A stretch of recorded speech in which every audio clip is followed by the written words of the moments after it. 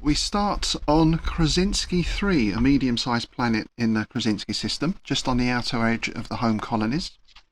It's a Class M planet, population around 10 million. Most of that population lives in two cities, with a large industrial agricultural area in between. Aside from food production, the planet is a light industry and admin centre, mostly for the Noonan Corporation. There's an old military base outside one of the cities that has been repurposed as home to Assault Team 5. You've spent the last few months here, having been invited due to your special talents to undergo selection tests for the new Covert Ops unit titled Assault Team 5. Around 60 people join with you, now only 20 remain. Under the watchful eye of Major Mike Naylor and his team, you have been put through extensive tests, and as each has been passed, given extra training. You cannot say for certain, but you feel that the end of the selection process is at hand. While selection has not been rushed, everyone is aware of the growing tensions and escalation in conflicts among the Outer Rim colonies. The rebel groups, known as the Sparts, have become increasingly sophisticated and daring in their actions against the Terran Alliance. You've heard whispers that you are to be deployed to Prospero's dream on the border of the Rim, but this is the military, and rumours are both numerous and usually wrong.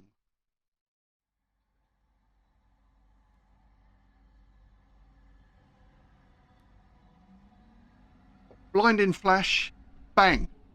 Black spots fade and your hearing returns. You find yourselves in a train carriage, moving at speed. Outside, scenery flashes by, mostly urban. You're dressed in standard outfits, and each have a pistol at your hip.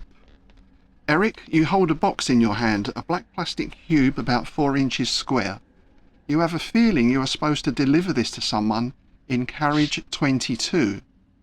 Looking around, you see you're in the middle of carriage 18. A young lady in a green coat sits with a toddler on her lap. An elderly couple hold hands. A bearded, middle-aged man reads from an e-paper. 3 teenagers laugh and joke, and assorted commuters and office staff are on their way to work. The flash and the bang came from the far end of the carriage.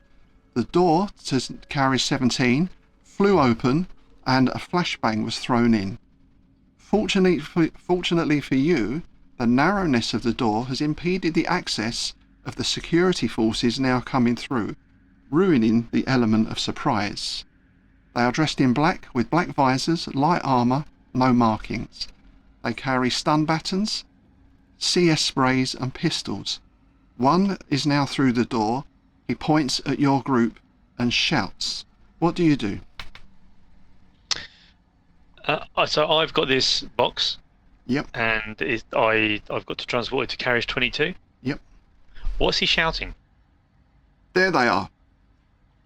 I am going to turn, and because if they're coming from 17 and we're in 18, I'm assuming if I go the other way, I'm going to 19, 20, 21, 22. Yep. Okay. Yep. I am going to, as far as possible, run back through the door opposite from them, basically.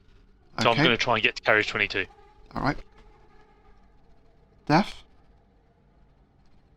I think I'm basically following suit. However, I reckon Daff is probably has been making some fairly tepid conversation with the young lady he described. But as he stood up, he's immediately kind of like Indiana Jones style, starts running, and then goes back and grabs his bag, and then starts kind of following behind. Todd? How far down the carriage are we? Halfway? Yep. Yeah, you're about halfway down the carriage there at the far end, so your standard train carriage length. Yeah. I'm going to take off behind Eric as well, behind the pair of them, but when we get to the doors, between the two carriages, is the toilet compartment? Yeah, there'll be a toilet compartment, yep. I will turn and put myself in there and then shut the door, hopefully out of sight of those that are coming through, and wait to come up behind them. Okay, interesting. Okay.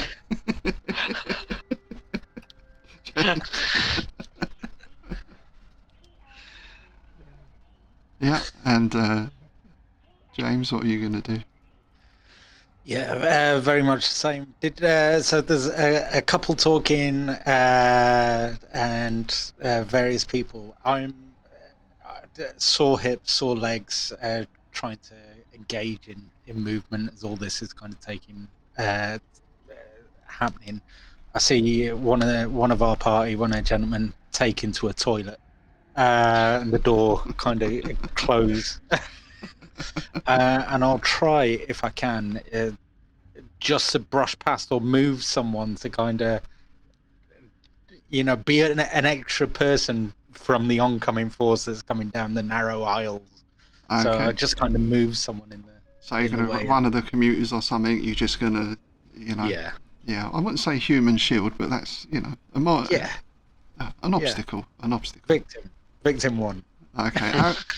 Eric's first to the door, and it opens fine. It opens easily and leads you into the next carriage you're going through. So when I open the door, is it like a modern train that's all internal, or is there a gap where there's outside? It's all internal. Yeah. It's all internal, right? Okay, yeah. I'm going to basically run through, and I'm going to start shouting as I enter the other carriage. There's a load of robbers coming through. They've got guns. Quick! Get out of the way! I'm going to try and cause as much chaos as I can as I'm running through the carriage behind me.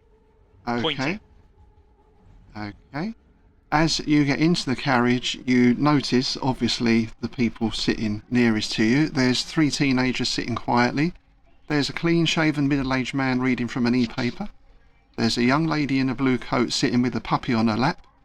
There's an elderly couple, both napping, and assorted commuters and office staff on their way to work. So I'm back at the start. Daff. I'm following on. I'm maybe not kind of engaging in trying to sort of whip up a ruckus or anything, but I think I'm keeping a low profile, but kind of just hugging James's back, because I'm assuming that the movement order is probably going to be Eric, then James, then Daff. Okay. And obviously Todd's back in the toilet. Todd's back in the toilet. Yep. Okay, well, we'll assume you and Mac are together then, so you're working through together. You make it into the next carriage. Todd, are you staying in the toilet? Yes, I'm going to listen for him to go past, and then I want to come out and slip out behind the last man.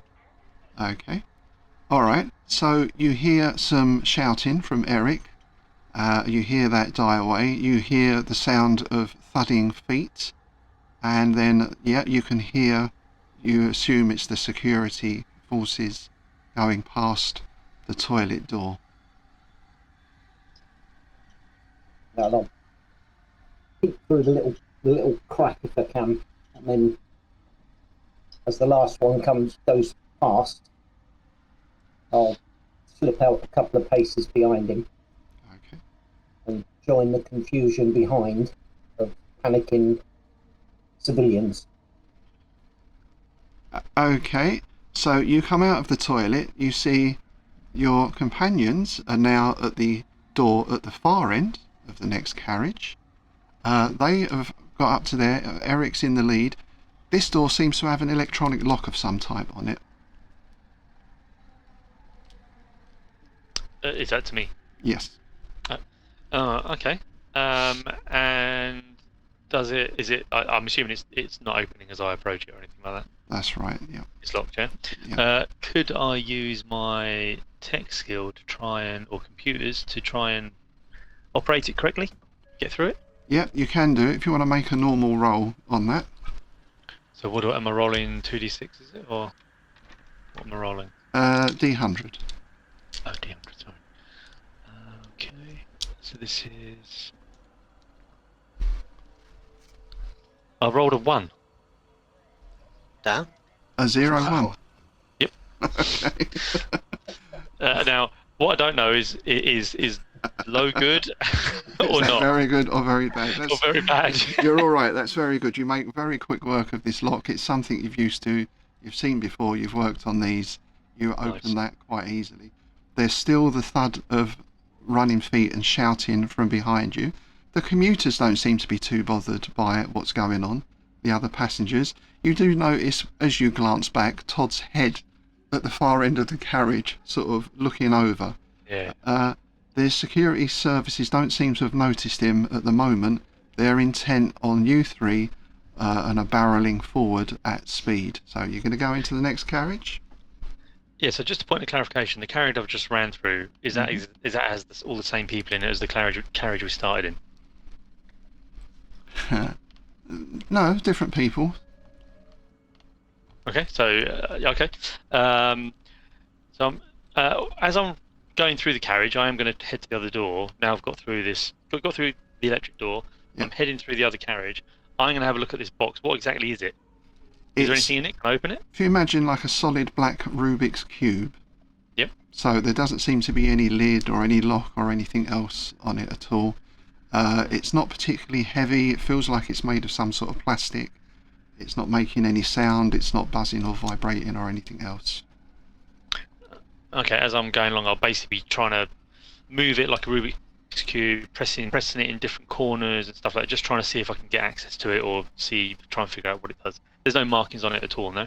None at all. No. Okay, yep. So basically I'll move to the other end of the carriage and I will then basically be playing with this box to try and get through it. Okay, Daff and Mac following, I take it. Whilst Eric is kind of messing around with the electronic lock, are we armed?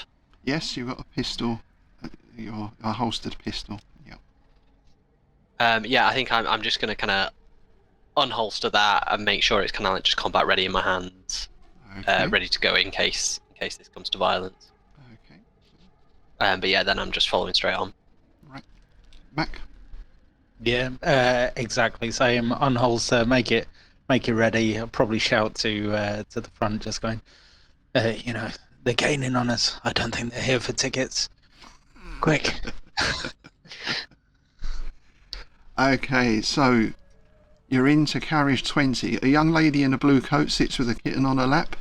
3 teenagers laugh and joke. A clean-shaven middle-aged man reads from a blank e-paper. There's an elderly couple. They oddly seem to be sort of merging in to each other in some odd way. And there's assorted commuters and office staff on their way to work. 2 of them have no faces. Todd. How many security following? 4. Okay, I'm going to go up behind number 4, as they pass into the next carriage. Before he steps in, I'll close that couple of steps on him and try and take him into a chokehold and put him unconscious. Okay. Would you like to make a combat roll, please? Not really. Remember, you get any bonus if you've got close quarter combat skills or anything like that. Is there a way of adding that onto the roll? Or is it just straight roll straight away, is it? Yeah, so depending on what level it is, you get... Okay, yeah, I've got it. Yep. I've got 35 plus 20, so 55 was my target. Okay. But yeah, I want to sort of take him in that chokehold and then Oh, drag there we him go. into 35. the seat to one side and eliminate one man. Okay, so you're experienced in this type of thing. You can choke him out in 5 or 10 seconds. He slumps to the floor, unconscious. The others don't seem to have noticed. They're busy going to the other end of the carriage, chasing your companions. You say you had a stun stick? Yeah, it's got like a cattle prod, CS spray. They've got pistols on their belts as well, but they haven't drawn those yet. Seems like maybe they want to take you alive. Yeah, I'll grab his CS and stun stick. Okay. Alright, the next door. Eric reaches it first. You try and open this one. There's no electric lock, but it seems to be jammed, closed. Is there any other windows or anything like that? Yep, there's windows. The train is moving at speed. It's like an urban landscape outside. Oh, okay. So tall buildings. But the that kind of landscape's thing. moving, all that kind of stuff. Yep. Is there any? Okay. I will. I mean, I'm not very strong.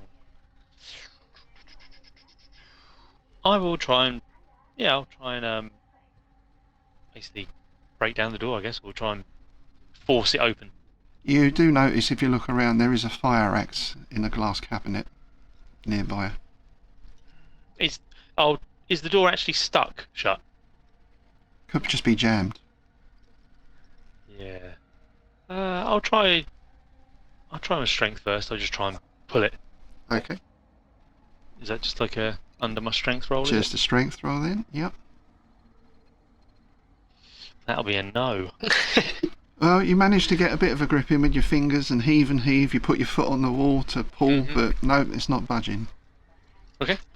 I'll turn around to the others and say, "Keep them back." Okay. Daff, Mac. Yeah. So I as soon as I've seen you kind of like pulling and kind of not shift, you obviously shout that. That's just going to be like, he's just going to nod and immediately duck into one of the kind of using a seat as cover, and then just have the pistol pointing and aiming at the door for basically as soon as these guys appear. Okay, well, you get an easy shot because it's a confined space. They're coming straight down the middle. But I want you to make a roll anyway, just in case we get a fumble, because there are commuters and other passengers around as well. So you can make an advantage roll. You get to roll twice, and you choose the best score. So my combat's only a 37, so they both fail, but no fumbles or anything like But that. no fumbles. Okay, so Todd, a bullet comes whistling through as you stand up to look down the carriage. Again, no one seems to have been hit by it though, which is fortunate. If it's whistled past me, there's nothing I can do about it. I'll close on the third from the back then, the next one in line, and give them a taste of their own stun stick. Okay, nice. Mac, what are you going to do? Seeing the shot go off, give a kind of wry smile and just go, no shot, kid. Todd taking the third in line. Let's finish this. Time to knock this off. I'm going to charge down. Take the first in line while Todd's taking the third out.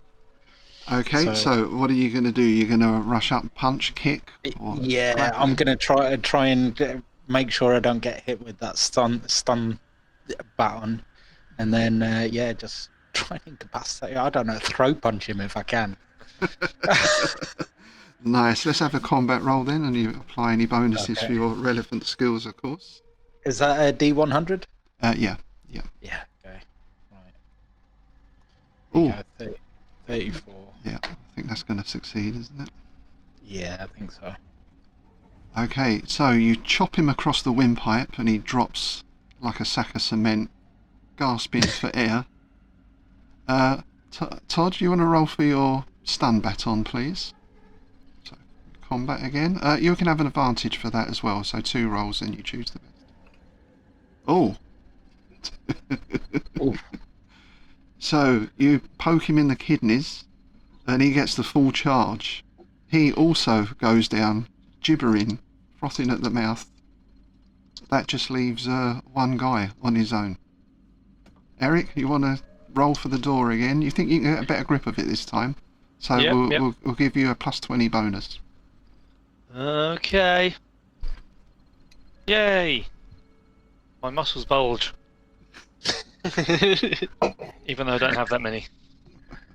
Well, what I have got suddenly, so I kind of have my foot up against the door frame, and I kind of yank while I've got the cube under my arm, and I kind of pull the door. It kind of screeches open a bit, like inch by inch, but eventually it's open far enough that I can squeeze through. Excellent. All right, so you threw into 21. Turns out it was just a push door. It was just a slide. And you see a young lady in a green coat sitting with... It's like a baby, but it's got a kitten's head. And there's 3 teenagers laughing and joking, but they're kind of flickering. The elderly couple have disappeared. There's assorted commuters and office staff. Most of them have no faces now. And a man reading the e-paper seems to have disappeared entirely. However, one other difference is, at the door at the other end, there is what looks like a transport cop stood in front of it. Ah. Is he standing in front of it guarding it, or is he just standing around hanging about? Could be either. Difficult to tell from this distance. He's going to be asking for tickets, isn't he? Awesome. Okay, I will carry on. Basically, I've got to get this to carriage 22, as far as I'm aware. So I am going to just carry on down the carriage, and when I get to him, I will, unless he says something, I'll try and get past him. Okay. Meanwhile, back in the other carriage, we've got one guy left. Let's just see. Does he turn or whatever? No, he's going to continue going forward. So Mac is going to try and barge past you. The stun button is out and buzzing. How do you want to play this? Well, yeah, just hand-to-hand combat. Let's go at it. Let's dance. Okay. If you'd like to make your roll, please, sir. Yeah, sure. Yeah. Oh, 37. he got 93. So, you want to knock him out, kind of thing? Oh, 100%. Yeah, that's it. Yeah. Alright, so he's limited. He can't really swing the baton. I mean, they're proddy weapons anyway. You easily slip past that and clip him on the chin. Todd is smiling at you, holding his own stun baton. I get the feeling Todd's going to probably poke him as well while he's unconscious. Just a courtesy stun. Courtesy stun. It'd be rude not to. Are they carrying zip ties on them? You want to stop and search? Yeah, just secure them if Okay, with you their own can handcuffs or something. start searching them. Yeah, they'll have handcuffs each, regulation handcuffs each one. I'll slip back to the one I put unconscious as well and handcuff him. As you're doing that, you do notice that door that was previously wrenched open is starting to close shut. Oh, the one that Eric opened in front. Yep. The motion of the train is it's swinging back. Heavy doors. In that case, I'll turn and head back that way then, so we don't get separated. Okay. Lock the door. Can I, because I'm still there, basically where Eric was, can I just kind of like door stop the door with my foot while I wait for these two to catch up? Yep, you can hold it open for them and they can get through. So you're all into the carriage 21 now, where Eric is approaching the transport cop at the other door. He looks at you rather quizzically. I'll kind of just raise an eyebrow, and just walk past him. Okay. I'll say, is it morning or afternoon or evening? It's light outside. I say, oh, good day, and kind of carry on walking past. He puts a hand on your chest. Just a minute, sir. Can I see your ticket? Oh, ticket. I'll hold up the cube. I've got to take this through there. You still need a ticket. Oh, a ticket. Have I got a ticket? I'll start checking my pockets. You don't seem to have a ticket, no. While this conversation is happening, once these two have come through the door, can I just start running, as in to go and tackle this guard that you've now engaged? So you can hear my footsteps just like That's what I was gonna quickly approaching from behind you. Excellent. Yeah, you certainly can. I imagine you give Eric a little bit of a shout as you get close to him. Are you going I full kind of on? duck. You're going full on rugby tackle. I am. I'm rugby tackling him. Let's face it. Make a we've roll. always Let's do see this what in you get. transport. My strength is actually better than my combat, but it's a fail still. Well, you can have an advantage, so you can have 2 rolls on that because this is something he's definitely not expecting. Oh, in fairness, actually, if I've got athletics, that 50 does count. Oh, okay. Yeah, we can do that. And that's you got also it, a yeah. success. Okay, so you take him out just below the waist. He bounces off of the door behind him and sort of crumbles to the floor. Look of surprise on his face. You're not really injured him as such, but he's somewhat shocked. So the door to the carriage 22 is now open, or now, well, you've got to open it, but it's unblocked and unlocked, it seems. Yeah, stun him! And if Eric can, he's going to basically run past and try and open the door and go through into carriage 22. Yep, you can get through into 22. Yep. In fact, you can all get through into 22 because the guard's not going to be in any shape. The cop's not going to be in any shape to do anything.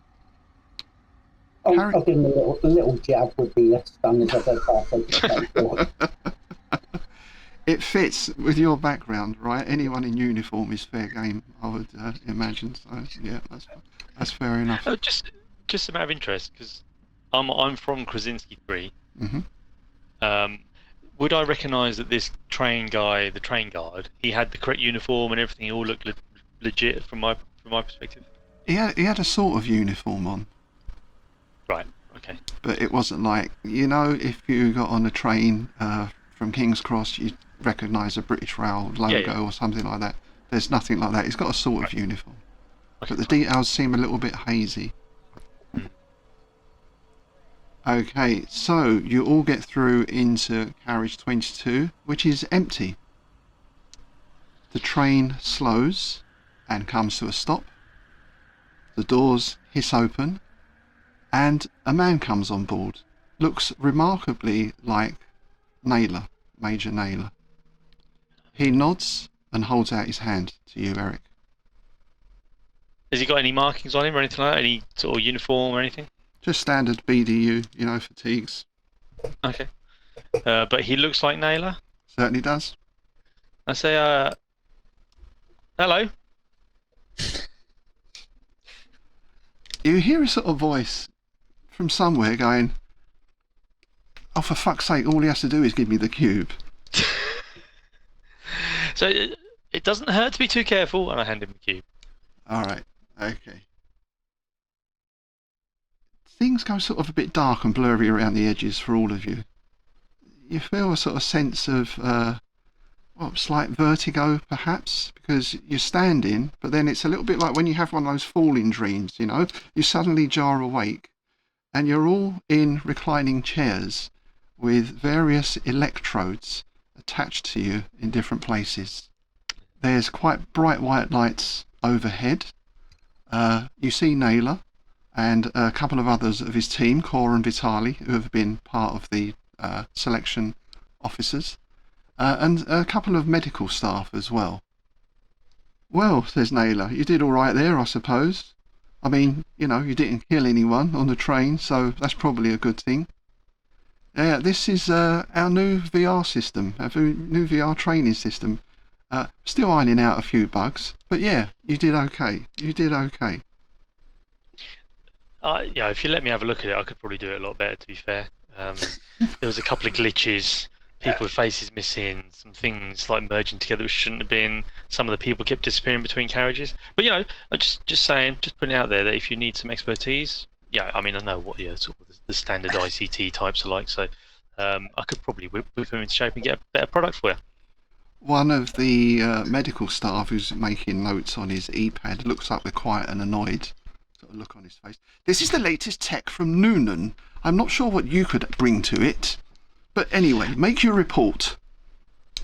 I'll provide lots of feedback in the report. I'm assuming you're the person who designed it all, so I'll give you a few for free. I'll give you some quick hints and tips, just so you can improve it a bit. But if you want anything else, I'll charge you for it. All right. Well done. Off you go. Get some rest. Meet me in the canteen in an hour. That was your final test. And an hour later, in the canteen, you're there drinking Synthicaf, whatever abomination they serve up in these type of places. Naylor comes in. "All right, I'll get straight to it. You've passed. Well done. Good effort. Good effort." Hey! And Daft Right. just starts clapping, whether anyone else starts doing it anyway. I'm going to knock my pipe on the table in celebration. Like bang, bang, bang, bang, bang. I'm going to take a swig of the coffee and then pull that face as it stings the throat. Whoopee. Ooh. All right, now we're going to keep you as a team. Most of our operational units go out in units of 5. It's a good number, we found. You've been allocated the name Team Magenta. That's going to be your call sign for all communications back to base. Anyway, that's all in the future. You've made the grade. You get a day off tomorrow. I suggest you spend tonight getting pissed. The bar tab is on me. Come to my office Saturday morning 0800 and we'll go through your briefing. He gives a rare salute and a smile. Welcome to Assault Team 5. Salute back, I suppose. Yeah. So you've basically got an evening and the next day free, and I thought what we do here, as you spend the evening, I presume, getting pissed, or, you know, is we take this opportunity to introduce your characters. Now, you've all been in close proximity with each other for the last few months, so you're all pretty much known to each other. I think what we do, if we go through, if you want to give your name, something about your background, something about your special skills, what brought you to Assault Team 5, and maybe if your character has any long-term goals or aims, that kind of thing. So this is all done over a convivial drink or 5. If anyone wants to start dirty limericks or songs, then please do feel free. So, shall we start with Eric? So Eric Husk, he's got short hair, he wears glasses, I guess average build, about 6 foot, and I guess when you first see him you'd think kind of like a nerdy kind of type, wearing a lab coat with round glasses kind of thing, but he's got one of these really irritating old school habits where he does actually smoke a pipe. And he will wander around smoking his pipe, normally when he's thinking and deliberating something. And you've noticed that when he's trying to make a point, he will sort of point his pipe as he's making that point, just to emphasize that issue. I don't know how you'll feel about smoking that, but he will smoke it anywhere, on a train carriage, in the canteen, in the pub, wherever he is at any one time. I guess luckily, locally, a lot of the air scrubbers will get rid of stuff quite quickly in this kind of environment. But he, as I mentioned, he is a kind of a bit of a tech nerd, and what you found out is that he likes to fiddle about with anything biological and trying to make it connect to anything electronic. So he's a bit of a biohacker, I guess you'd probably have that term. And he's often talking about reading papers on the latest in cyber genetics and computers and technology and biology and the crossover between those different items. In terms of how he got into AT5, actually he didn't approach AT5, they approached him, and because of his he's good at puzzle solving, overcoming problems, obviously doing lots of interesting research on kind of this biohack and biogenetic stuff. And so, yeah, they approached him as they thought that maybe he could help us in our aims of whatever we're going to achieve, and he'd be a good, useful part of a team to round out what is normally the muscle people. Yes, very nice. Okay, Daff? So Daff is he's actually relatively short. He's probably looking sort of close to 5'7", 5'8". So yeah, he's a relatively short guy he's got sort of tidy ginger hair, which is constantly but he seems to almost perpetually be wearing this.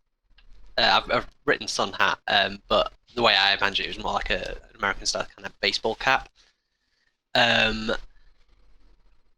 got a well-trimmed mustache, otherwise clean-shaven, and he wears a pair of designer glasses. However, it's slightly unclear whether he actually needs them or if he just wears them as kind of like fashion statement. Relatively slim, clearly quite strong, and I'm sure at some point he's boasted about when he was at university he was like a star rugby player. He's probably neglected to mention which university he attended, but he likes to talk about his university experience quite a lot. And like within 5 minutes of knowing him, you know he's a doctor, he's a medical doctor, and yeah. But in general, he wears quite sort of form-fitting but utilitarian clothing, and he kind of in dark greys and dark blues. I think he's potentially introduced himself as sort of a maybe Daft Jenkins, but it's relatively clear that that's not his real name, but he was approached by AT5 because, well, he kind of reached out to AT5 or the the military in general, saying, hey, I'm this trauma doctor who's been working on a mining planet for the last 4 years. Do you need some help?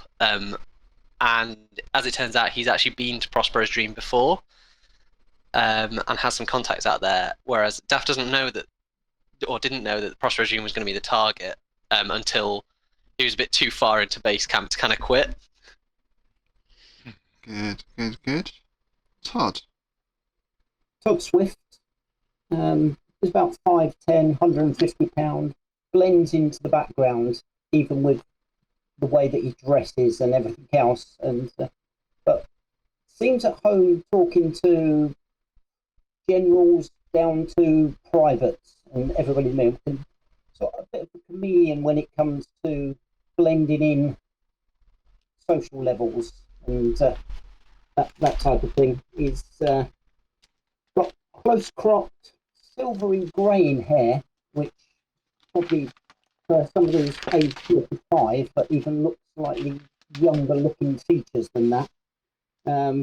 Pale blue eyes, more of an athletic build than muscular, but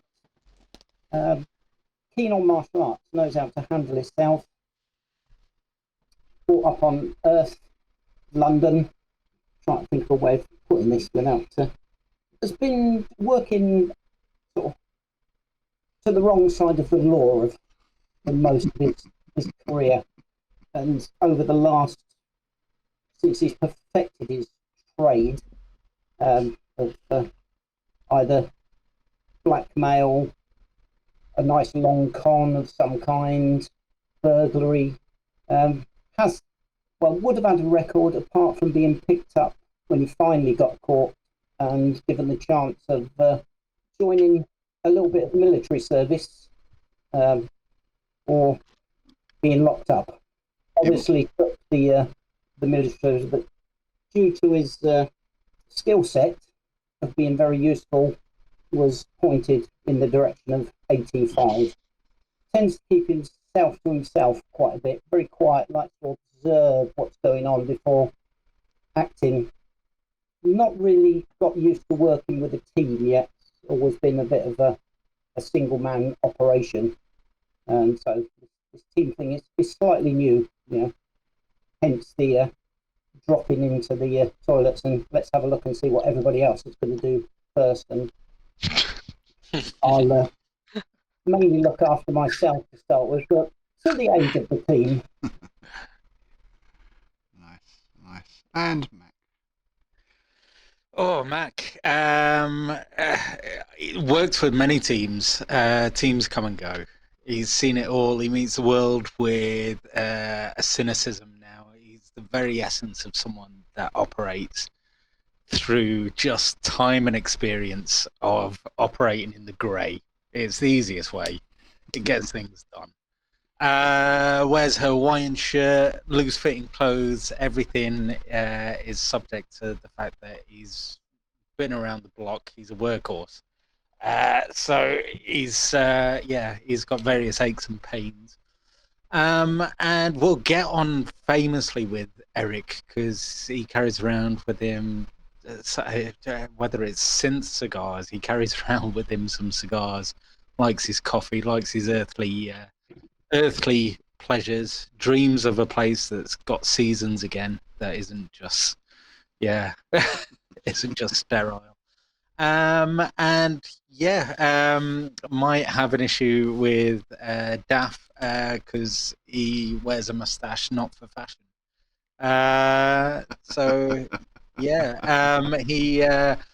He's joined Assault Team 5 mainly because his pension has been restructured through various corporate mergers, and so he needs the credits, really.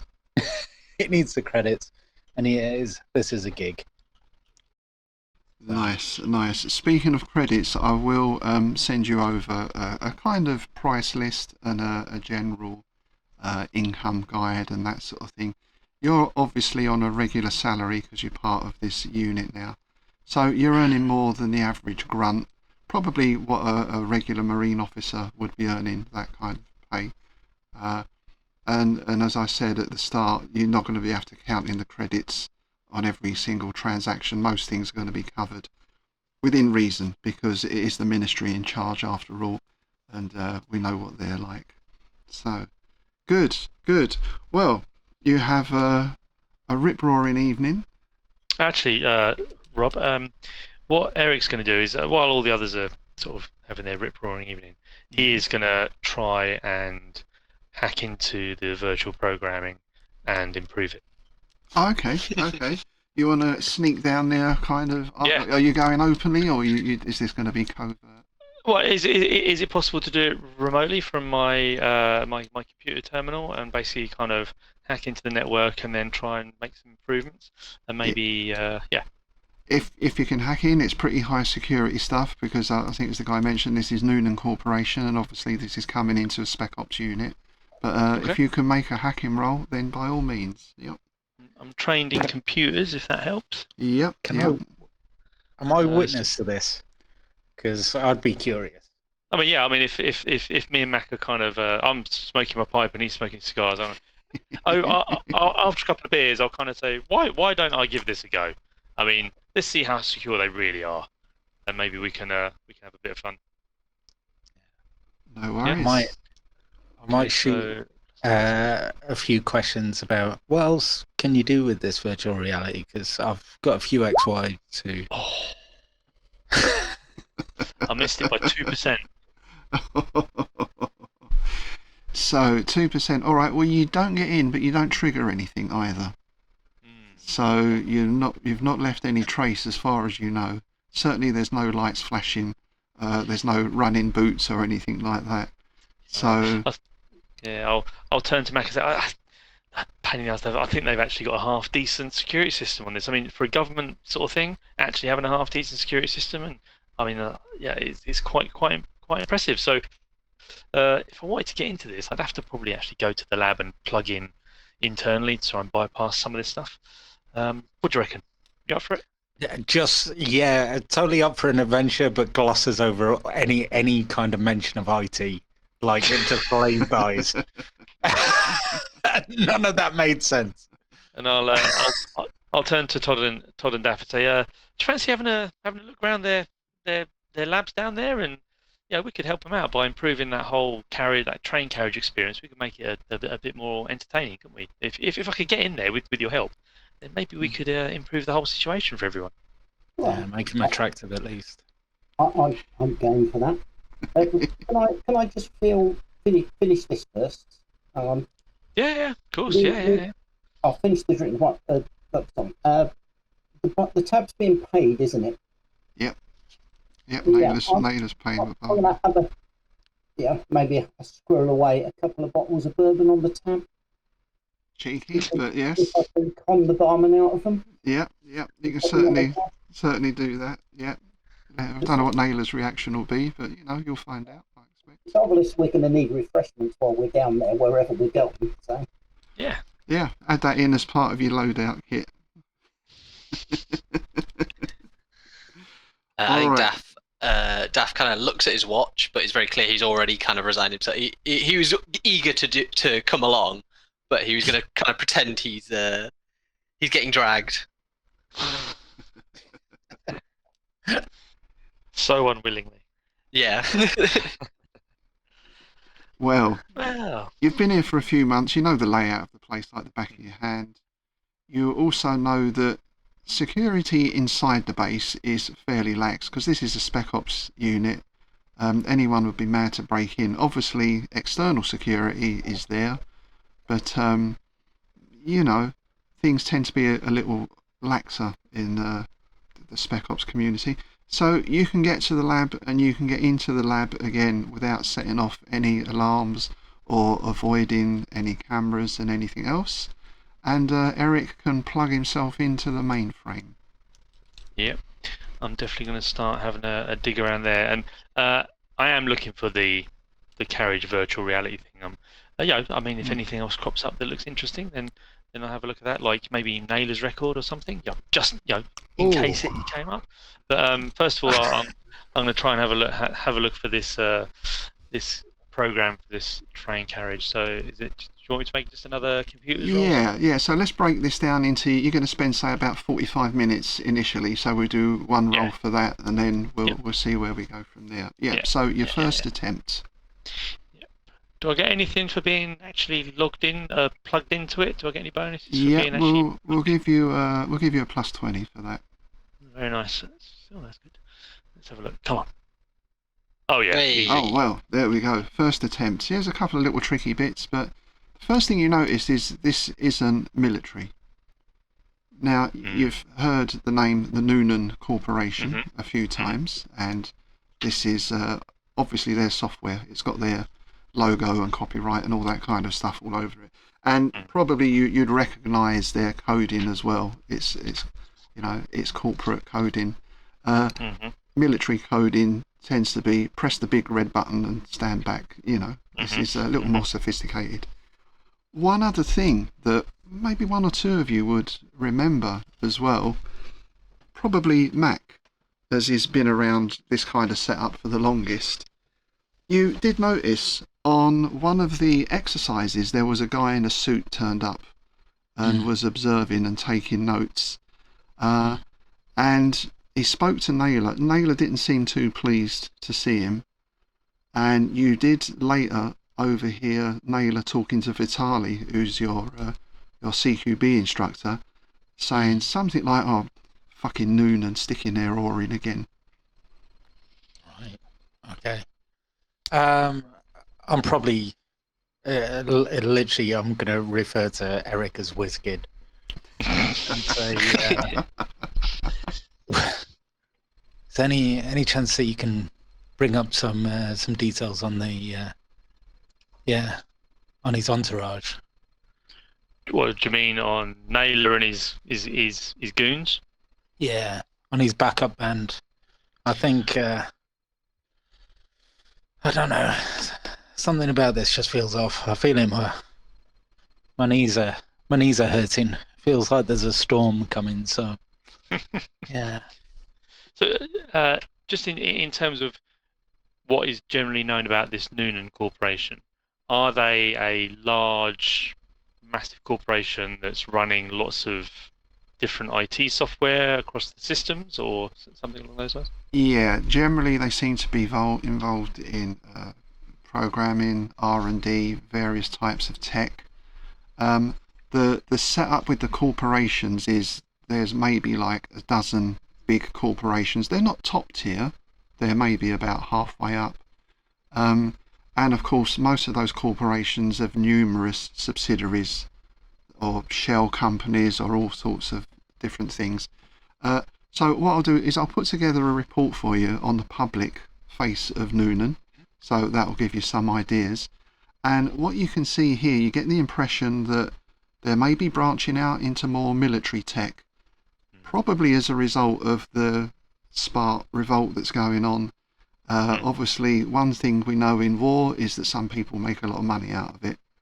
So, and there seems to be some indication that they're maybe partly involved in funding this project, because as I said, 60 people started with you. You know there are other AT5 groups, but you don't know how many, or where they are, or who they are, or even really how long this has been going on.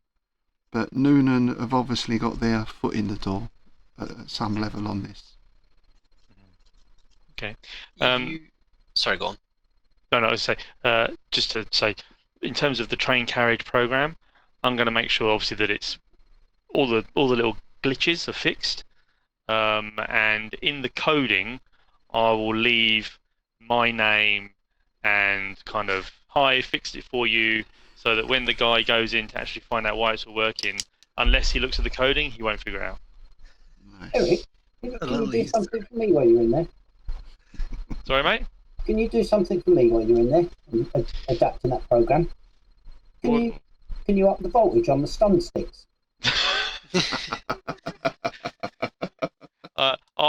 I will press away some keys and I'll give Todd the thumbs up, but I won't have actually done that. Fix the sights on the pistols as well. Just doing soft fingers on the keys. Oh, Yeah. nice. Done that. You're gonna put a new program in called Destination Moorgate, perhaps. Yeah. You mentioned earlier when we were waking up there were like scientists and what have you kind of around taking medical readings and whatever. Yep. I think Daph's going to start kind of poking around to find are there any like medications or sedatives or anything that they'll have used to put us under to go into the VR or... Yes, there'll be some quite mild sedatives. Basically, it's like going to the dentist kind of stuff, you know. So you can certainly, if you want to snag. Yeah, just pocket some loose pills and... Yeah, make a note that you've got. Let's say you've got 3 lots of 6 doses of sedatives. They're in like little foil wrappers, you know. Uppers, downers, all around us. All right, now you wanted to have a nosy in the personnel files as well while you're here. Well, I mean, now you mention it, obviously we know we're working for AT5. As you mentioned, it seems to have some sort of cell structure so that we don't know other cells. Yeah. But is it possible to maybe do a little bit of digging back there to try and find some operational history of AT5? Yeah, if you want to make a roll for me. Or actually, tell me what's your computer skill? It's 52 without any bonuses. Okay. Then I shall roll this one. There's absolutely no operational history of AT5. that you Okay, can so find. it's basically which in itself I kind of raised some eyebrows. Well, I mean I know it's secret and it's a special program, but yeah, there's nothing in this computer that tells us anything about that. And then so maybe we just do it. I can't help myself. I've got to do a check on Naylor and find out about him. Maybe get into personnel files. Okay, that's going to be pretty straightforward because again, this is military. All right. So the password is 1234. And, you know. Moscow 1234. And you can access the records of all your trainers. So you've had the 3 regular trainers, Naylor, Core, and Vitali, and there have been other ones that come and go. So sniper specialists, electronics specialists. So basically, with your big 3, they are. They've all seen a lot of action. They're all decorated, and they've all got, I say impeccable records. I wouldn't say impeccable, but I'd say for a military person, so Mac looking at these would nod and go, yeah, these are the guys. Because, you know, there's a few things in there like knocking out an officer and all that sort of stuff, you know. But Kind of guys that get stuff done. yeah, operationally, they've been involved in some real big shit, and they know what they're doing. Yeah. Is there anything which I could identify in there that is something they like? You know, so do they have they like a particular drink, or they like a particular, I don't know, movie or something like that? I'm just thinking, is there something which we can sort of hone in on to try and, because they've trained us, and if they've been good to us, then it'd be nice to sort of pay it back. For Naylor, whiskey. Okay. For Core, brandy. For Vitali, vodka, of course. Okay. I'll kind of say, why don't we, on Naylor's tab, get Vitaly a bottle of vodka, Core a bottle of brandy, and Naylor a bottle of whiskey, and then if we put that away to the side, and then we can present it to them as presents from us, as like thanks for the team and getting us through training. And we keep the bourbon for ourselves. Well, you've already got some of that, but Yeah. I mean, it is their tab. I'm sure they could get it on tap if they wanted. yeah, but I mean, it's a nice thought for us to sort of think of them while we're using it. Why don't we see if we can find some special brews while we're, off on our first assignment? Oh yeah, gold guns. I'm not drinking special brew. I have limits. Daff has been to Prospero's Dream before, so he has a pretty good idea of the sort of stuff you can get there, at least in some establishments, I would say. Yeah. Is this a proper medical lab, you say? Yeah, it's like a research lab. Yeah. Oh, I researched. All right. I was just going to nick a couple of pairs of scrubs and a white coat and stuff. You never know when they come in handy. Well, I'm sure you can find if while Eric's tapping the keys there, you can be having a poke around the various cupboards and rooms. And for anybody that's left their ID around as well, perhaps. Oh no, you don't find any ID. Now security might be loose, but everyone is shit hot on that kind of thing. So. Yeah. I'll be just moving stuff on a desk, like papers, not paying attention to anything. But is the base, is it a pop-up, or does it feel like it's been here a while? Or does it like have history? It's been here a while. It was formerly a military base, probably a marine base. All right. And what happened was, before the Sparta Revolt, military spending was severely cut. So this went as part of the cuts and probably stood empty for a few years. And AT5 have managed to get hold of it now. So you're in the home colonies, but you're on the outer edge. So you're sort of out of the way, but you're not too far from everything. You're not out into the rim somewhere. And this planet is not a place people come to unless they have to. No, it's my home planet. Don't slag it off. Aye. It's kind of like Milton Keynes, you know. Nowhere's as bad as Milton Keynes. Played with roundabouts. That's true. Okay, so you've got in. I take it you're going to get back out again? Yeah, I mean, I'm not basically, I don't want to. I'm not really after anything too deep into that. I've got what I wanted. I've not left any evidence that I've been here, hopefully. So I don't want to push me luck. And so it was just a little bit of fun, and just making sure that the uppity little programmer that couldn't program properly knew that he'd met his better. And then let's head back to the bar. All right, very nice. So the rest of the evening continues, and morning comes. Whatever time you wake up, too bright and too early. Obviously, everyone's got pounding hangovers and feeling sick and all the rest of it. But you've got a day to recover. Because Naylor said, today is Friday, the 5th of March, by the way. We're going to go by regular calendar time, because in space, when you're travelling these vast distances, who knows how that will work. So we'll keep like regular calendar time easy. So Friday you spend recovering, unless there's anything particularly else you want to do. You're not really encouraged to go off base. In fact, it's forbidden unless you get actual leave. Okay. We've been here quite a while anyway, haven't we? Yeah.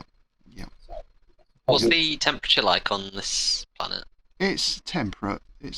So it's March. It's sunny. It's quite a pleasant place. The planet itself is quite pleasant, very Earth-like. Lots of greenery and vegetation. So its main export is agricultural, really. So it's a nice climate. Yeah, I think Daph's probably spending most of the day just kind of pacing and smoking and pacing. All right, so let's go on to Saturday the 6th of March, 0800 hours. You line up outside Naylor's office and knock on his door. He says, come in, sit down. There's only 2 chairs, I mean, Eric will sit down because he's frail and, the others are more muscular. What about Mac? He's almost a pensioner. The knees don't bend. So, Naylor looks at you all. You had a good night then? Yes, sir, thank you. Yeah, the bill certainly reflects that. Anyway. This is very, very generous of you. Anyway, as usual, the best laid plans go up the spout. So I'm going to give you the briefing first, then I'll get you up to speed on the current situation. You are being posted to Prospero's Dream, a large space station on the border of the rim. It's not quite the arsehole of the galaxy, but you can see it from there. Prospero's Dream background notes will be included in your files. And I know at least one of you has been there before, he says, looking at Daph. And Daph looks behind him as if... Now, as you no doubt will have heard, the dream is lawless. Well, to be more accurate, the law is the cartel, one of the big ones. The place is awash with crime and drugs, and that drug money, we have good reason to believe, is helping to fund the Sparts. So your overall mission is going to be to gather intel and, where possible, infiltrate and disrupt the drug trade. You're going to be starting at street level. Given your experience, this is the first mission. We're not going to throw you straight in at the top. We're putting you at the bottom rung. But one way to kill a tree is to destroy its roots. Any questions? Is there a name have we got a contact name to start with, or we just got to infiltrate the gang from? Yeah, that's all gonna be in your briefing notes. I'll get those sent. I'll get those sent over to your ePads. So basically, you each have a personal ePad, and that's going to have all your notes.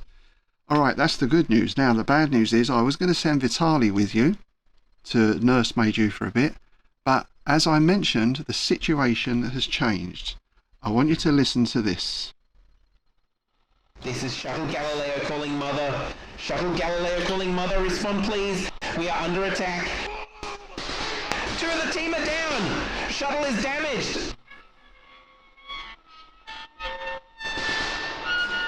Horrible creatures. Swarms of them running over the shuttle.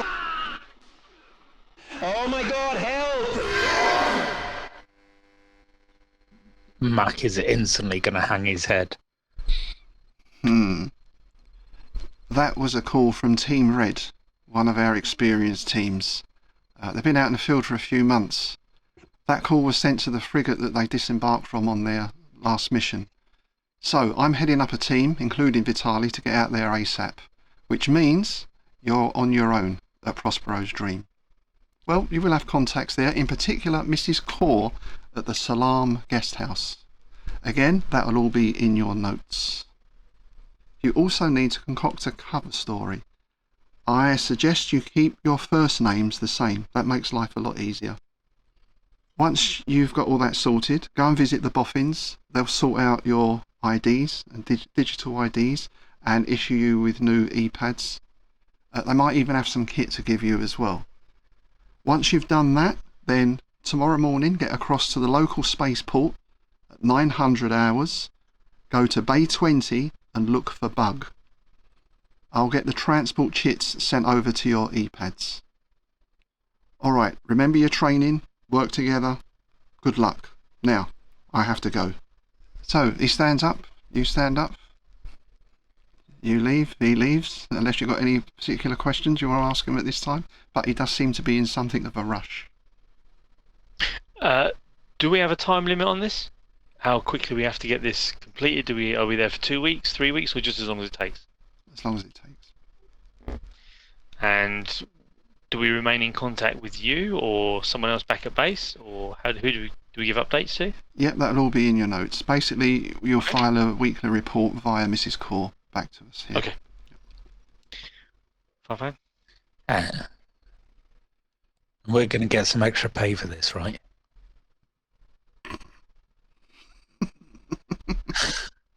The last thing you hear is him chuckling as he strides off down the corridor. I'll just whisper to Mac, I'm sure I can get you a little bit extra. I do admire an optimist, he says as he goes around the corner. Don't get shot. And he's gone. Pucker up, Mac. Being on the Dream is the most fun I had in years. I'm with you then, kid. Yeah. So, the first thing you've got to do is come up with some sort of cover story for yourselves for being on the Dream, and then go and see the boffins and they'll organise your IDs around that, and maybe give you some other kit as well. Well, Daff, I mean, you've been on the Dream before, so what would fly? Well, I suppose on the Dream they're always hiring for dockers, so it could just be we go in as people posing to go and work on the dry dock, loading, unloading cargo.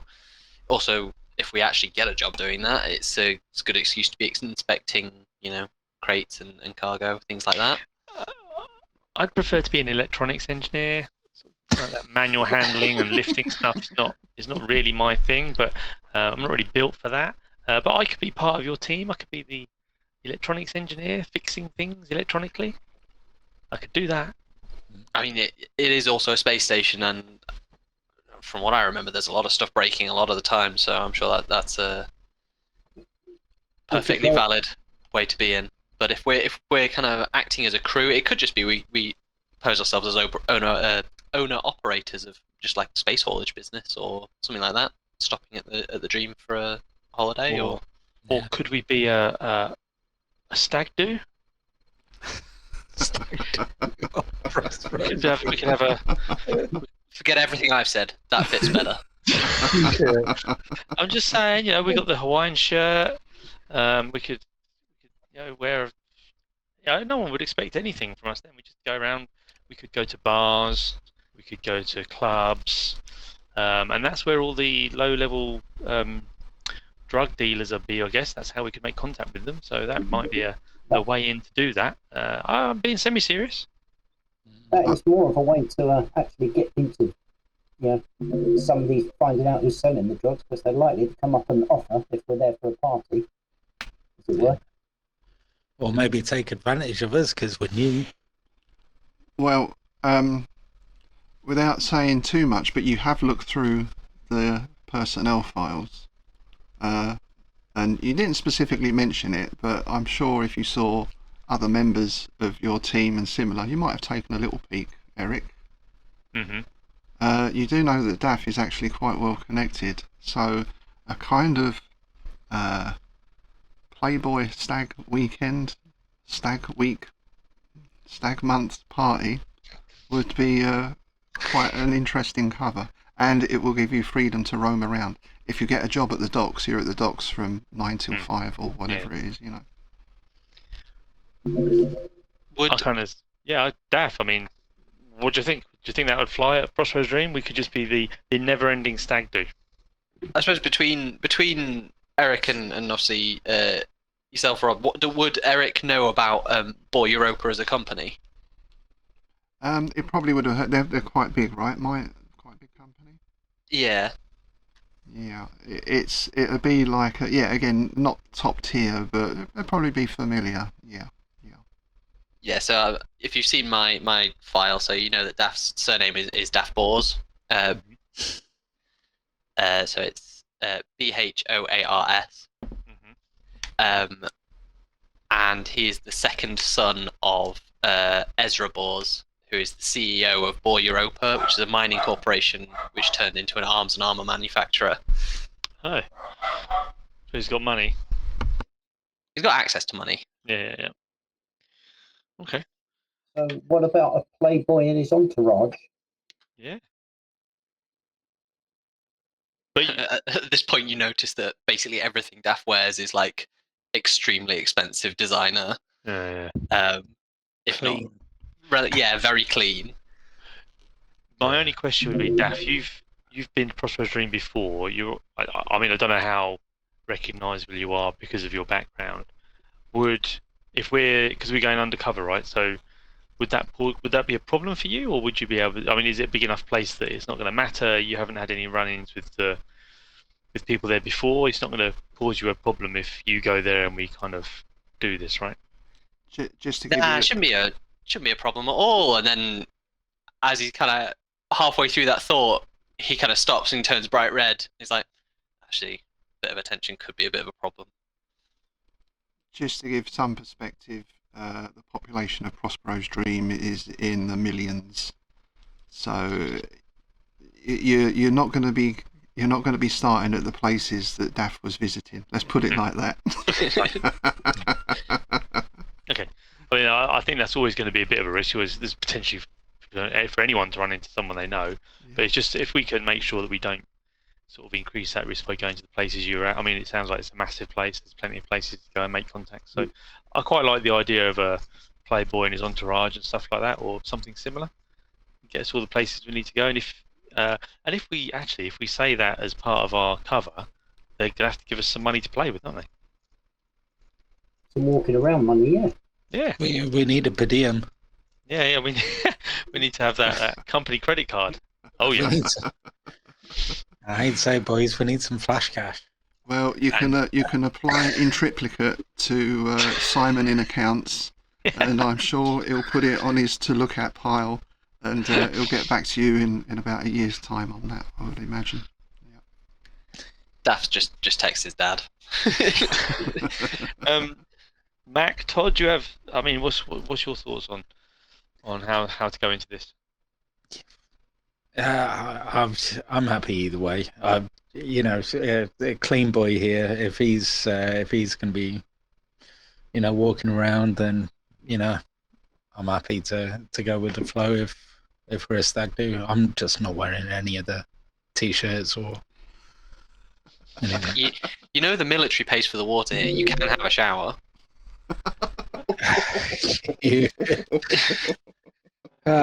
Yeah, we're gonna be friends. I'm sure at some point.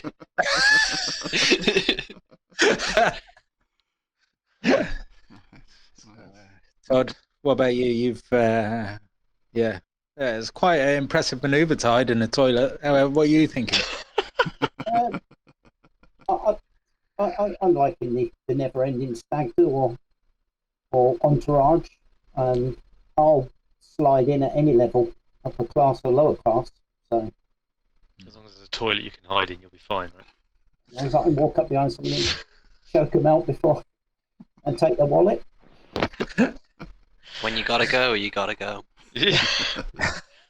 I kind of feel like that toilet's going to be a recurring theme for your character, Todd. It was the best way I could feel that I'd have you back. Yeah, Hey, it's a plan and it worked. So it did work. It did work. Yeah. All right. So it sounds like we've got a good cover story. We won't need to know your cover name, so we'll keep the first names. That makes it easier. It's a general thing operationally as well. People usually keep the first name, so they don't get caught out. Okay, so the next stage is to go along to the boffins in the lab. Tell them your cover story. They'll take your e-pads and reload them with the new IDs. There'll be credits put on there as well for you. And you'll also get a few other bits and pieces as well. They give you 3 sets of local comms. So that's like the earpiece and you're speaking to your lapel kind of stuff. So fairly covert. Not a huge range, but you're going to be on a space station. So that's a nice way of keeping in touch over shortish distances. Is that 3 sets each? No, 3 sets. Between 5 of us. Yeah, this is the military. Oh, when he hands over the We're 3 talking sets, into one lapel. yeah, I'm going to kind of look at him and kind of just say, and? Yeah, there's like, I kind of point, Oh. can you count to 5? Is one of these guys in like a brown coat, Yeah. in the stores? He goes, mate, take it or leave it. I don't really fucking care. Is he behind a counter Sorry? handing this stuff out? Is he behind like a counter handing this stuff out, or is it an open plan? It'd be behind the counter. Yeah. I was going to fill for a couple of extra sets. Drag him over the counter, Todd, and we can make sure we get some. Oh, and you're going to have to sign for all this stuff as well. Now we've got this. There's 2 sets. This is quite new stuff. This is like a lightweight plastic armor, and it's like little shapes. So basically, you can fit it in under your clothing. In game terms, it will give +2 to AP, and it's fairly unobtrusive. It's not going to be set off by metal detectors, but it's just a little bit of extra protection. So there's 2 sets of that. So the 2 who don't get the comms can have the armour, you see, when we have our extra character coming in. You get something called a looky-loo, which is a local comms scanner. Think of it like, people scan police radios. It's that sort of device. I'm sure Eric will be very familiar with that sort of thing. 5 pistols, you get a pistol each. They fire heavy plastic slugs, so they are allowed, as Daff will tell you, on Prospero's Dream. They are permissible. And you also get a med kit, which includes 2 6-packs of stim sticks and a med scanner. Stim sticks basically restore hit points, but they can be addictive. Daft's already taken one then. Very addictive.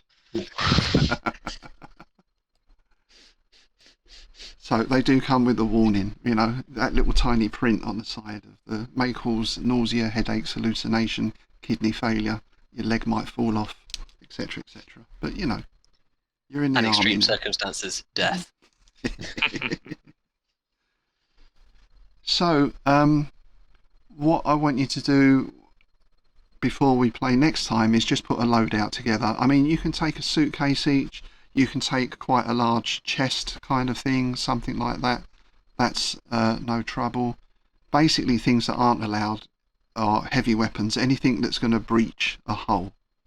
So lasers, all that sort of thing. Anything else you can largely get in. I mean, drugs and that sort of thing, maybe not. It might mean you have to bribe someone, but then you've got to take a chance. To be honest, you're on Prospero's dream. Everyone is going to be bribable. It's very rare you're going to find an official who goes, well, that's against the rules, you know. So, anything within reason. Can I ask the man in the brown coat, have you got a taser? Oh, a taser. Let's see. No, sorry.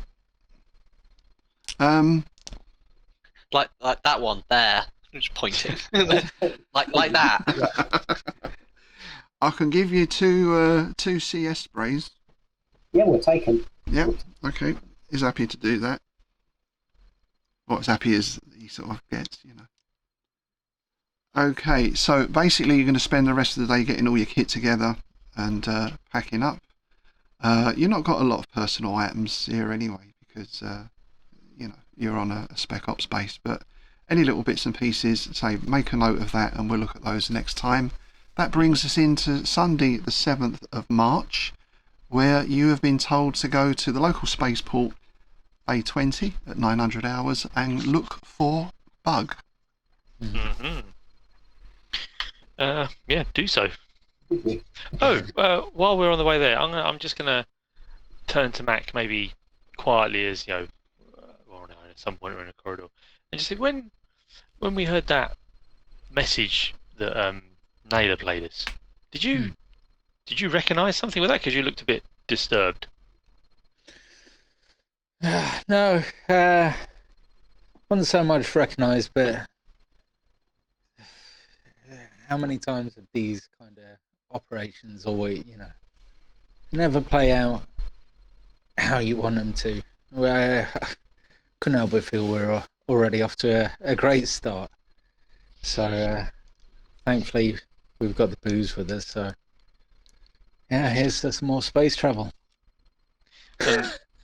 And Rob, I think you said this universe is basically humans. There's no aliens and stuff like that. There's no intelligent alien life. There's creatures basically, but there's no like Vulcans or that kind of thing, as far as anyone knows anyway at the moment. Is there any way to do any research on what Naylor had shared with us? Not maybe in terms of the actual recording, but just similar times these kinds of attacks have happened. It seemed like some sort of attack, something had been attacking the ship. Is there any way to kind of do a sort of library use type search kind of role about local news events that might have been reported that are similar or about that? I mean, yeah, you've got some time there, so you can go through the local news networks. There's something like the space web kind of thing. Obviously, news travels fairly slow because of distances and everything else. But I mean, generally, in terms of violent attacks, there are outbreaks all across the rim. I mean, pick a system. Okay. So it might be like there's a strike on Borealis 7. It might be there's open war on another planet. In fact, Naylor is not long back from a mission, which was about a 6-month campaign of a city under siege. So it ranges from small local actions to almost pretty much all-out war in some cases. Part of the reason that they're sending in teams now, Naylor before was like a lander, it's like a space para basically. They're dropped from orbit or sort of low orbit to land right on top of the enemy. Because the other option, well, you can just go to a planet and launch a nuke, right? But the trouble is, a lot of these planets have got valuable mines, all sorts of things going on there. That's the reason that people are there. So if they nuke it, then it's like shooting yourself in the foot a bit. There are rumours that in development is some sort of weapon of mass destruction that just kills the people, leaves their fillings. That helps pay for the bomb, you see. They just gather up the fillings after. And leaves everything else pretty much intact. Well, that's one of those rumours that goes round. Lovely.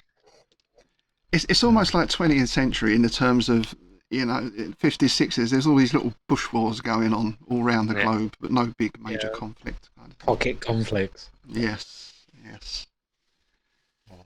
So, anyway, we are at the local spaceport. You make your way to Bay 20, and you see this ship there, with this gentleman working on it. Is about 6'7", and let's just say it's not exactly got film star looks, and is tampering with the engine at the back, and he looks up as you walk over to him.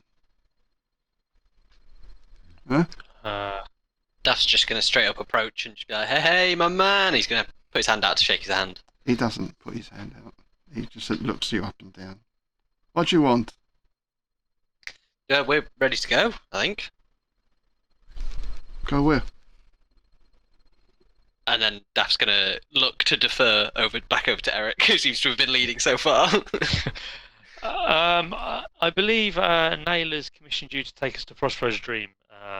Very soon, in fact. So the sooner we get going, the better. And Eric will just start walking up the stairs into the ship.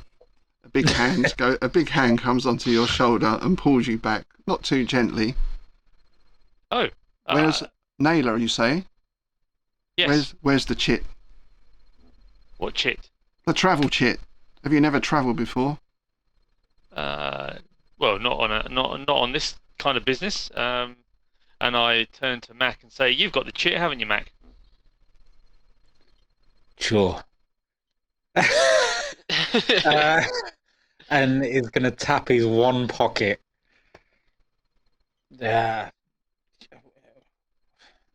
Left it. The gentleman sighs, says, "On your e-pad, you moron." Come on, Mac, get it together. It's on your e-pad, you moron. He's just going to pass it to you. It's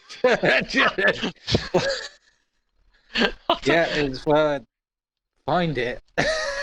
I will access his e-pad. All right. Well, you've got it on each of your e-pads because Naylor did say he was going to send it over to your e-pads, and there's a travel chit on there, basically detailing you to be taken to Prospero's dream.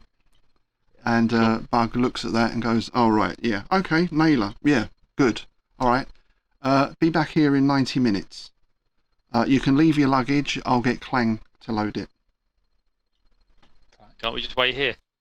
No. Why? You want to fly on this ship? You be back here in 90 minutes. And Clang's going to load our luggage. So there's like a cargo ramp comes down at the back, and he presses something, and you hear the sort of tracks. You see this freight robot come rumbling down the ramp. It's about 5.5 foot tall. It's quite a big chunky thing. Got very big strong arms. And Bug says, "Clang, load in the cargo bay." And it starts picking up your luggage and trundling back up the ramp. He looks at you again and says, 90 minutes, don't be late, and turns back to fixing his engine. I'm going to walk to the bottom of the ramp and just sit down for 90 minutes. Bottom of the ramp. Mac is going to readjust his glasses as Eric's kind of been doing whatever it is with his e-pad. Almost like an old man with a Kindle, trying to figure out what...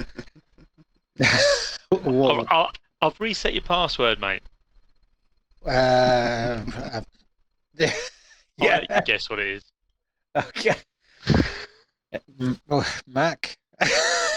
Just type that in 4 times wrong and then have to wait 90 minutes So, okay, 90 minutes. Is there a bar? So Is we've there got any loaded? we've got Todd sitting on the ramp. This is a spaceport, so it's like an airport. Yeah, there's a bar, there's a lounge. You can get something to eat. You know. Are there any just like civilians just kind of bumbling around, hanging around, just? Not around. Or is this all military? No, it's a mixture. I mean, it's in some ways when it comes to transports, it's a bit of a thin line because the military tend to use civilian transports. So is probably on a contract or something like that. I think Daft's just gonna go and find a group of people and see if he can like bum a cigarette off of someone as an excuse to start a conversation. He's just gonna be in the general area for the 90 minutes just chatting to people. Okay. What's everyone else doing? Eric will just kind of sigh, and then he'll take out his e-pad, call up the feedback form, which we've probably got to give for the pilot, and start giving his feedback on the pilot, saying how rude he was and how he wasn't on time, and then he'll follow Daff and probably find a cafe or something to have a cup of tea at while he smokes his pipe and overlooks the spaceport, wondering what the wonders of Prospero's dream will be. Mm-hmm. Todd? Yeah. Are you? I'm gonna sit on the ramp. I'm gonna look at the quality of the other spacecraft around. It's the one that looks like a nice personal, private jet type thing, equivalent. Not really. Everything here is, pretty standard. This, now you're a pilot, so you know this, and you'll be able to tell the others. Anyway, you recognise this as a T180F. Now, some people say the T stands for Tupolev, which is the manufacturer. Others say that the T stands for something from an old, almost legendary 20th century form of transit. Right. It's a space van. But they are also known colloquially as iron coffins. Excellent. Great. You do notice that this one has a large bug design on the side of the side there. Yeah. And just to give you a little bit of a description, this was something that you've heard before. They're not exactly built for comfort. They're not really much more than a tube. A wedge shape at the front encloses the flight deck. Behind that, you've got a long flattened cylinder of a fuselage with a couple of engine pods stuck on the back. There's a cargo bay in the belly, accessed by that ramp at the back. Everything inside of these is usually metal. Floors, walls, seating, even the toilets. The only windows are up front for the pilot's benefit. Passengers, if they have passengers, normally sit in a central tube, strapping themselves into rows of bolted-in seating. Inside you're going to have a few bulkheads that give out a dim light. There's very little air conditioning to talk of. Air is recycled through the life support units and pumped back out again. You've all travelled a bit before, especially Mac will know this through his military travels. That air has its own unique odour, a bit like an old shoe you find at the back of a cupboard. So, yeah, that's basically what you're going to be travelling. I mean, having said that, it all looks neat and tidy. It looks well maintained. So, fingers crossed it will get you there without falling apart.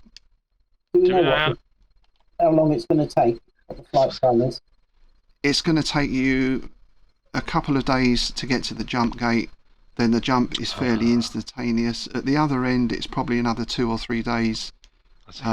Actually, Daff would probably know. I think it's 3 days from the jump gate at the other end. So basically, I'll explain a little bit more about the jump when we get into that. But you come up to the jump gate on your ion drive. That's what gets you through the solar systems. Then you put your coordinates into the jump gate. You go through and pop out at the jump gate at the other end. That's the theory, anyway. That's the theory. Actually, I'll tell you this now, as you asked. When you go through, because you've all done jumps anyway, there's lots of rumours and conspiracies about the jump drives. They work on something called the Murakami drive, which some people say is alien tech. So that's a rumour that goes around. And as I said, you go up to the gate, you transmit the coordinates to the little station at the side of the gate, and then you'll go through. Now, as you can imagine, with this sort of technology, when it was first designed, there were quite a lot of setbacks. Some people ended up in other parts of the galaxy. Parts of some people ended up in various parts of the galaxy. But nowadays, if you've got a well-maintained ship, then, you know, you're 99% going to have no problems at all. You'll be absolutely fine. What could possibly go wrong? I'm just imagining when you said you pull up to the gate and put your number in, going for a car wash. Pull up, put the window down, punch the number in. It looks a bit the same, right, with all the fun. Now, in fact, no one really knows, because when you go through jump, all the heat shields come down over any windows. I mean, on this particular ship, you've only really got viewing ports at the front. There are numerous stories and legends and myths about people who look out while they're in jump. And there's one very well-known one that everyone has heard about the pilot who did peek and afterwards removed his own eyes with a spoon. So, you know, people tend not to look out the window. In fact, it's forbidden. So the gate puts the spaceship through. It doesn't have a drive on it, which then sends it anywhere. It's just this kind of, you put the coordinates into a gate, and then the gate takes the ship and then puts it where it needs to be. Yeah, it activates through the Murakami drive on the ship, and then that takes it and it pops out the other end. Yeah, so it's like a combination of the two things. Like a Stargate type thing. It's your classic big circle in space, kind of with lots of flashing lights, and they're normally put out on the edge of the system. So you'll have your mate. If it was, I think, on Earth, for Sol, you've got Earth colonies, Moon, Mars, and the gate is out of sort of Jupiter, out that sort of way. So they're not right on top of your main planet for various reasons. So we're looking at 5 or 6 days on this thing then. Yep. Now, as you're sitting there, the robot is going up and down, and it's getting a bit close to you at times. Oh, well, I was thinking if we're going to be 5 or 6 days, I might wander into the terminal area and pick up a magazine or a book or two. Okay, all right, good. So, an hour and a half passes, and you go back. Bug allows you on board now. As the kind of time comes up, because Daff actually has social as a skill. The group of people he's kind of been sat with, he just goes, and I said, "Is that a gunshot wound in your trousers, or are you just happy to see me?" And then everyone laughs, and he's like, "Okay, I gotta go now." Very nice. Very nice. Okay, so this is our kind of map of the bug. The pilot sits up front. There's a couple of chairs in there. You've got a crew area, that's seating, maybe a pool table. You've got a bunk room that's got a few narrow bunks and a shower in it. Storeroom at the back. The L is a lift that goes up and down to the cargo bay. Then we've got airlock at the back and the engines. In the belly, we've got that very large cargo bay with the ramp and life support and another storeroom at the back there. So this is going to be your home for the next, 5 or 6 days potentially. You'll have time here to look at your notes about Prospero's dream as well, so we'll go through those at some point. Bug comes through as you're all strapping yourselves in. Oh, by the way, you came in through the cargo bay, so you did notice your luggage was there. Not much else, really. There's a few bits and pieces, but it seems fairly empty, the cargo bay. Bug comes through and says, "We'll be leaving in 5 minutes. Strap yourselves in.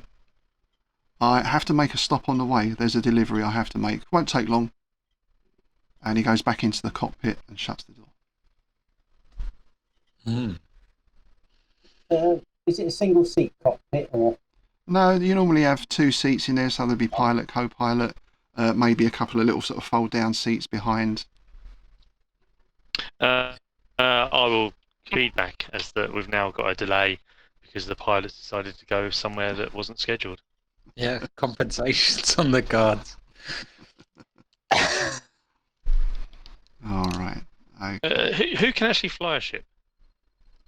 I can. Do you want to go? Well, I don't know. I'd feel a bit more comfortable if there was like maybe the co-pilot was actually in the co-pilot seat. One of us was up from within, you mean? Yeah. So see if you can find out where we're stopping off. Yeah. And Yeah. you've got that pilot, co-pilot, like repartee going on, surely. That banter. Yeah. The bants. Just one other thing while you're talking that over, you hear the cargo bay ramp lowers again, and someone else comes on board. You recognise him from the base. Is a chap called Aris Thorne. And basically he says, I was supposed to be joining you, but I had some issues going on, but Naylor sent me over. Okay, good to meet you. I think we're making an unscheduled stop, but our colleague Todd here is going to find out some more details, hopefully. Yeah, I'm gonna wander into the cockpit if he's not locked the door.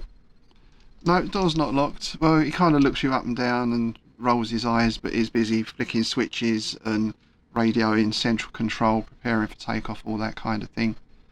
Starts manoeuvring out of the bay towards the takeoff area. I'll have a look over his shoulder if he's punching in coordinates or anything. You wouldn't get that so much because his first coordinate is going to be to the jump gate on the edge of the system. Oh, right. So I'll point to the co-pilot seat. Do you mind? Qualified. You pilot? Yeah. What's your piloting skill? Out of interest. Oh, excellent. No, I'm just trained. All right. Well, roll us a dice. We'll see what you get on that. See if you can impress him with something. Obviously not. I impressed him by sitting in one of the jump seats.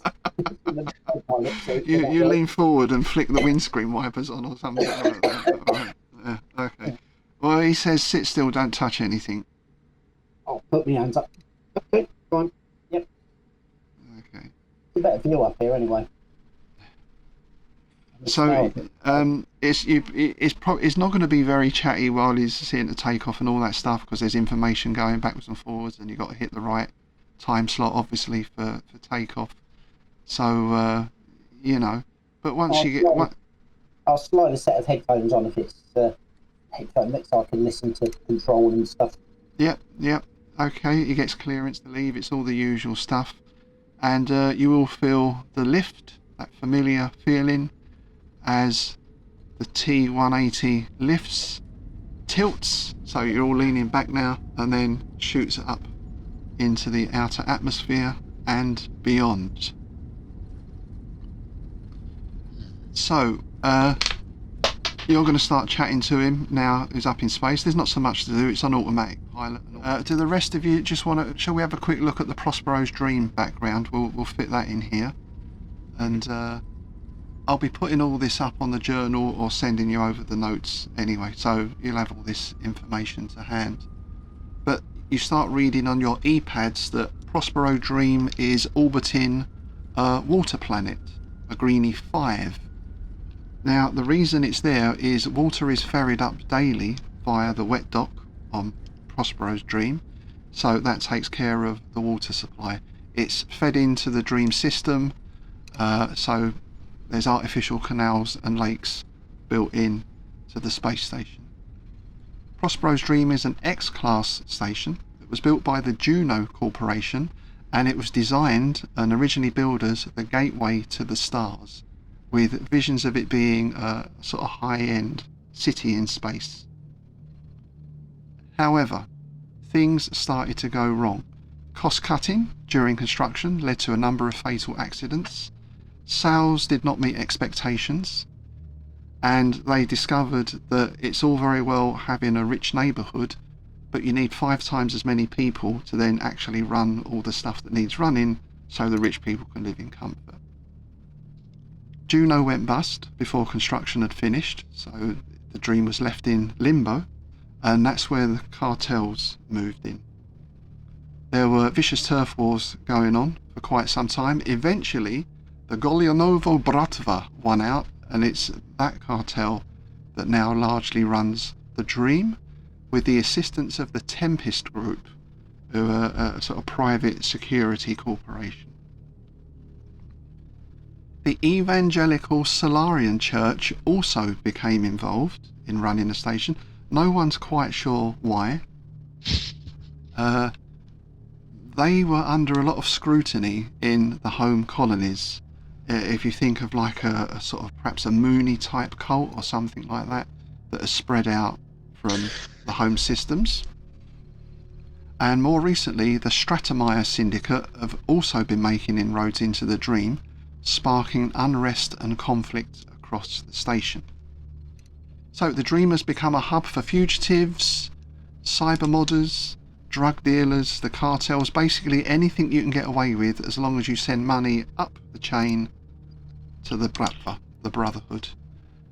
It's not totally lawless in the sense that there's a lot of normal people live there, mostly because they can't afford to move off. Everyone's in debt. Debt is a huge thing on the Dream. So the cartel maintains an air of law with the station security services, but they're generally recognised as being very corrupt. If you get arrested, you end up in the courts. So you're going to get hit with a huge fine, or you might even be put into trial by combat, which is broadcast over the Scan TV net system on Saturday nights. So you could end up famous. Pay-per-view. Yes, absolutely.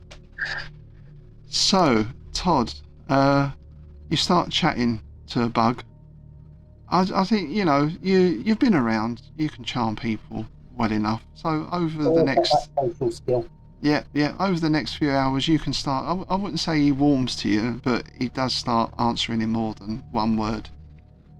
You do learn that you're making a stop off at the Yggdrasil system. And this is where he's got to deliver something. That's as far as he'll go on that. So, it's going to add an extra 2 or 3 days onto the journey, in effect. So we're looking at now 7 days. Mm-hmm. Hey, I was going to say, hey, WizKid, yeah, you don't want to go for another stroll to see what we might be delivering, right? Yeah. I mean, if we're up in space, whatever we're doing, I guess we can get up. We can walk around. I'm interested in Clang because he's a robot and I like tinkering. But also, I'll kind of maybe with Daff and Mac as we're having a look around. Maybe have a look around the cargo bay on the pretense of checking our equipment, and then I might have to, just inadvertently check a different box by accident. Yeah. What do you say, Trust Fund? You coming? I'm always up for an adventure.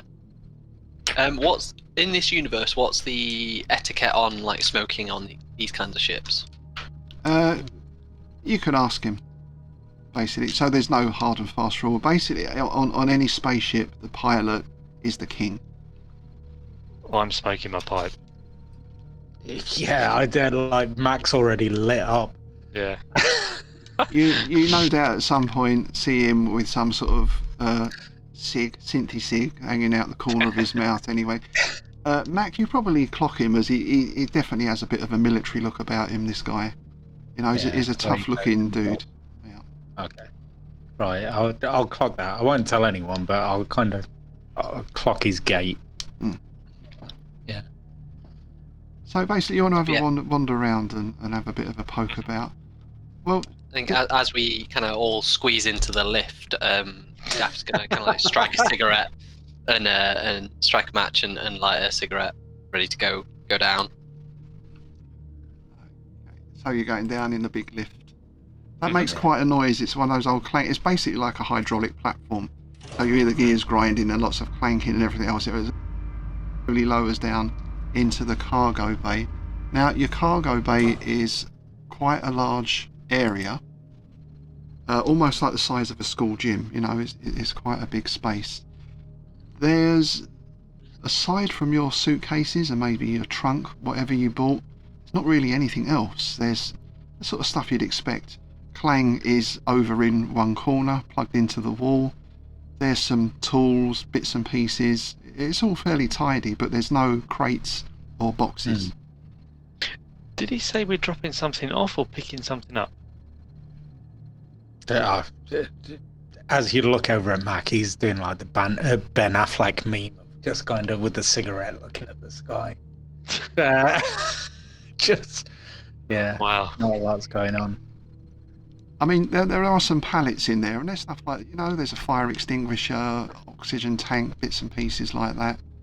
But, nothing that looks like cargo anyway. And certainly nothing you need a robot for lifting. But did he say we're dropping stuff off? He said he had to drop something off, yes. I don't think he'd be getting rid of the robot. Wouldn't have thought so. Go and have a look in the store. Yeah, you can poke around in there. It's, tools, bits and pieces, electronic There's nothing circuit unusual, boards. No. A few oily rags. It's not a new ship. It's quite an old ship, but as I say, it does look well maintained and clean. Is the robot like operational? Is it like moving, or is it just like powered down, standby? It's got a little blue light flashing like that. Yeah, don't trust these older models. Again, it is quite an old model, but it looks it's been well serviced. A bit like Trigger's robot, That's it. And these are quite common practice for these kinds of ships to have a kind of a load in, load off robot type stuff. Yeah. You can't get the staff these days. What about the life support? Is there like a porthole just to look into there? Is that more like an oxygen recycling machine, or is that a bit more close to like a med bay? No, that's basically your oxygen recycling and your lighting, heating, Artificial kind of gravity, stuff things as like well. that, Yeah, that's all your controls in there. Again, it's all basic stuff. Certainly Todd would be familiar with that. It's not difficult to work out. And the ladder goes up to the crew area, right? Yep. One thing you have in each room as well, it's something called the Vox. So this is your on-ship communication. So it's a little speaker on the wall, and you press the button and speak into it. So when you do that, because it makes a noise to signify that someone's calling, you have to go.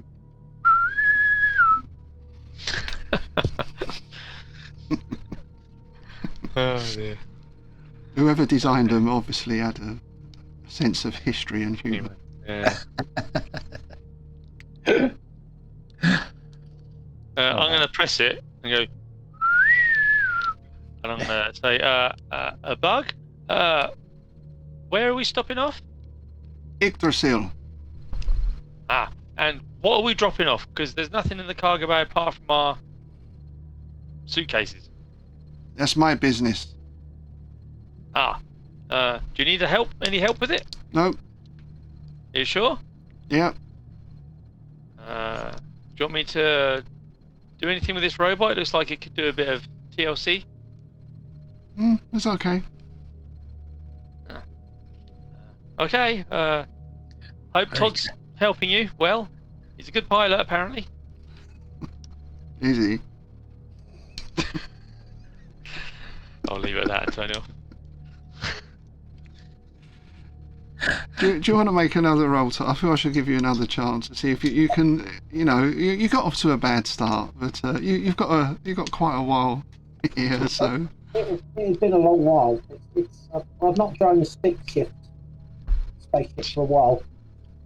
This is where you want to fumble. Ah. We're good this time. okay, well this time you can do something that's reasonably competent, and perhaps there's a little light comes flashing up, and you readjust the artificial gravity or something like that, and he sort of looks over and frowns at first, and then goes, thank Thanks. You're not going to get like a man hug off him or anything, but at least he's acknowledging you now. I'd say to anyone, if you want to go and stretch your legs, I don't mind sitting and keeping an eye on stuff for a minute or two. Well, it's okay. I mean, everything's running as normal. Say it's autopilot all the way. Yeah, all right. Just keep an eye on things. He's going to go and have a nap. Yeah, I'll keep an eye on stuff. If he's gone for a nap, I'll give it about 30 minutes or so, and then I'll see if I can get hold of the ship's manifest out the computer. Oh, okay. Yeah, you know how to do that. You're a pilot. You've done this sort of thing before. Ship's manifest is just basically 5 passengers. No cargo listed then. I'd kind of turn around to the gang and go, if we're meant to be dropping something off and it's not the robot, that's worrying. I'm not intending to approach it in any way, but just from a distance, can I see if there's any like obvious storage compartments or anything on Clang? You can look over him. Standard design robot. It's all pretty much, you take off a panel and you see all the insides. You can have a good look round. He doesn't react in any way. No, you can't see anything out of the ordinary on Clang. Well, I've tried nothing and I'm all out of ideas. I'll let them know that there's nothing showing on the manifest. Whatever it is, it's an on the sides type deal. My last check is going to be in the cargo bay. Like, I think I've seen it somewhere before. I'm going to look at the floor and see if any of the floor panels get pulled up. Yeah, any smugglers' things. Okay, so you can spend some time walking up and down and tapping things with your foot and all that, and let's see what we got here. No, again, doesn't seem to be anything out of the ordinary. Maybe he's going to deliver some air to an airless space. I don't know.